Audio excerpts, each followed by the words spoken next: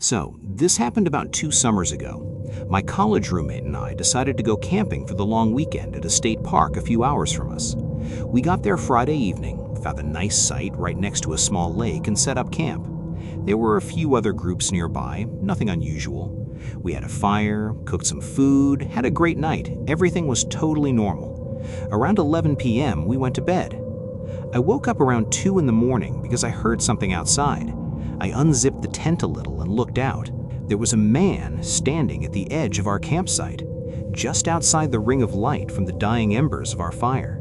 He was just standing there. I froze. I watched him for a full minute. He never moved. He was just staring at our tent. I woke up my roommate and told him to be quiet and look. He peeked out and said, maybe he's a ranger, but rangers don't just stand and stare at your tent at 2 a.m. without saying anything. We decided to turn on our lantern and make noise like we were waking up. When I looked out again, he was gone. My roommate said I probably imagined it, or maybe it was someone looking for the bathroom. I tried to believe that and went back to sleep. The next night, around the same time, I woke up again, and he was there again. Same spot, same position, just watching. This time I grabbed my flashlight and shined it right at him. He turned and walked away into the dark without saying a word. The next morning, we talked to the camp host and described the guy. She got really quiet and asked what he was wearing. I described him. She nodded slowly and said they had been getting complaints about him all summer. He apparently lived in his car and would park outside the park and walk in at night. She said park police were aware and looking for him. That made me feel slightly better, until she said nobody had caught him yet. We packed up and left that morning. I have never been back to that park. Okay, so this one is probably the most unsettling story I have, because it was not just scary in the moment, it was scary after the fact when I figured out what was really going on. 4 years ago, I went on a 4-day backpacking trip with 2 of my friends. We were deep in a wilderness area, probably 7 or 8 miles from the nearest road. On the 3rd morning, I woke up first and went to the creek to filter water. Hanging from a branch near our water source was a piece of paper sealed in a Ziploc bag. I opened it. It said, "Leave tonight." I thought it was a prank from one of my friends, so I laughed and showed them. They both denied it, and they looked genuinely confused. We figured it was some weird trail person thing, maybe a lost note or a joke from previous hikers. We laughed it off and kept going with our planned day. That evening, while we were cooking dinner, I noticed our gear had been moved. Not dramatically, just slightly rearranged. Things that had been in one spot were now a few feet away. We checked our packs and nothing was missing. We started to get a little uneasy, but still told each other we were probably just misremembering where we had put things. That night, around midnight, one of my friends whispered and woke me up. He pointed to the tree line. There was a light out there, moving slowly between the trees. Not a flashlight beam, more like a small lantern, moving methodically, back and forth like someone was pacing. We watched it for about 10 minutes before it stopped. Then it went out. We sat there in silence for another hour before anyone spoke. The next morning, we packed up and hiked out an entire day early. None of us said much on the way out. It wasn't until we were driving home that my friend looked up the area on his phone. There had been a string of gear thefts from campers in that wilderness area over the past 2 summers. Whoever was doing it had never been caught because nobody had stayed long enough to get a good look at them. The note, we think, was meant to scare us out early so they could take our gear. I think about what would have happened if we had not left, if we had stayed that last night and confronted whoever was out there in those trees. We got lucky. 3 years ago, I went on a solo camping trip to a national forest about 4 hours from where I live. I had done this kind of trip a handful of times before, so I wasn't worried. Just me, my tent, my pack, and 3 days off from work. The trailhead was mostly empty when I arrived. There was one other car in the parking lot, which wasn't unusual for a Tuesday morning. I signed in at the register like you're supposed to and headed out. The trail was about 8 miles into the backcountry to where I planned to set up camp near a creek. Everything was fine the first day. I made it to my spot, set up camp, ate dinner, watched the stars. No problems. On the second morning, I decided to do a day hike along a ridge trail that looped back around to camp. About 2 miles in, I stopped to take a water break, and that's when I heard it.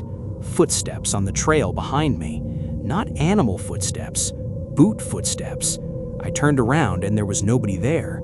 I figured another hiker was behind me and I just couldn't see them through the trees yet. I kept moving. About 20 minutes later, I stopped again to check my map. Same thing. Footsteps, then silence when I stopped.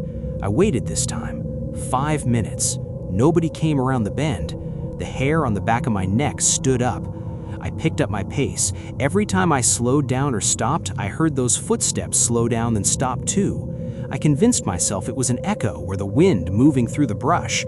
By the time I got back to camp, I had almost talked myself out of being scared. I was starting a fire when I noticed something at the tree line. A man, just standing there, watching me. He wasn't on the trail, he was just standing in the woods about 50 yards out. I called out to him, "Hey, are you okay? Are you lost?" He didn't answer. He didn't move. He just stood there. I kept my eye on him while I very casually moved toward my pack and got my bear spray out. When I looked up again, he was gone. I didn't sleep that night. I sat in my tent with my knife in my hand, listening to every sound outside. Around 2 a.m., I heard slow, deliberate footsteps circling my tent. They went around twice and stopped. I held my breath for what felt like 10 minutes, then silence. At first light, I packed up everything as fast as I could and hiked out. I didn't run, but I didn't stop either. When I got back to the trailhead, that same car from the day before was still in the parking lot. I hadn't seen a single other person on the trail in 2 days. I reported it to the ranger station. They took my name and said they'd look into it. I never heard back from them. I still go camping, but I haven't done a solo trip since. I don't know what that man wanted, and honestly, I don't want to find out. This happened about a year ago, and I still have not fully processed it. I am 26, and my boyfriend and I decided to do a dispersed camping trip, which means you just find a spot on public land and set up wherever you want. We drove out on a forest road until we found what looked like a good clearing. There was even a fire ring already there from previous campers, which we thought was great. We set up camp, started a fire, and things were going well until I started walking around the clearing and looking more closely at the area around us. About 30 feet from our tent was a second camp, or what used to be one. A tent, or what was left of it, had completely collapsed and was molding into the ground. There was gear scattered around it, a sleeping bag, a camp stove, a boot, just one boot. I called my boyfriend over. We looked through it, trying to figure out what had happened. Everything was weathered, like it had been sitting there for months. Inside the collapsed tent, I found a backpack with a name written on it in permanent marker. I took a photo of it on my phone.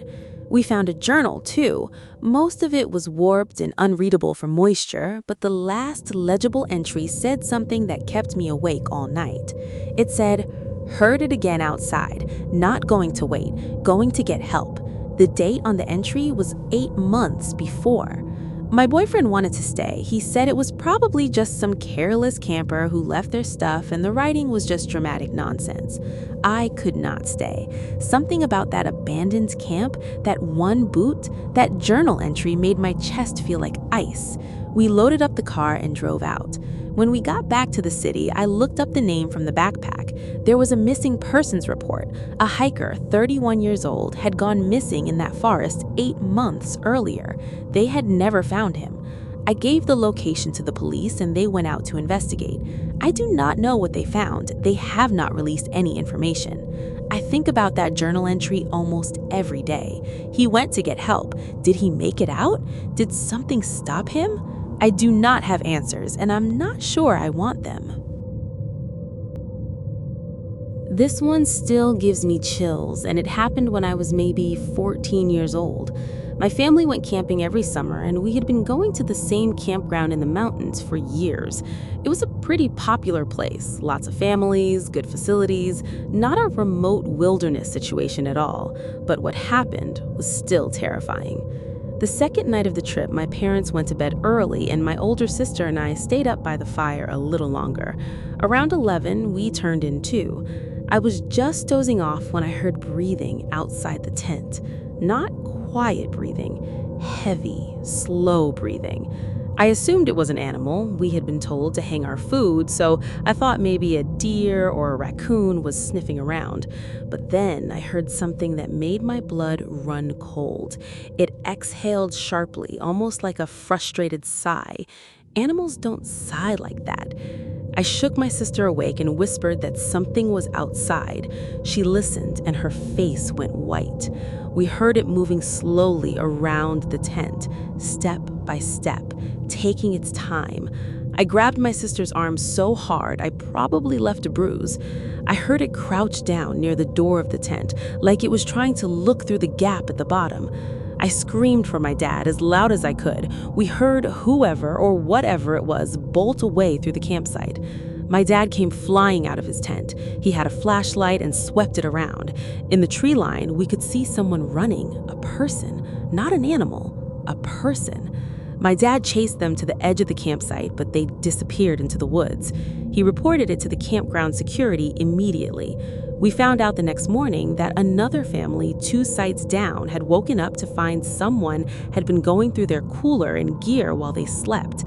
The police never found who it was. My parents never took us back to that campground again. I'm 29 now, and I still sleep with the tent zipper tied closed from the inside.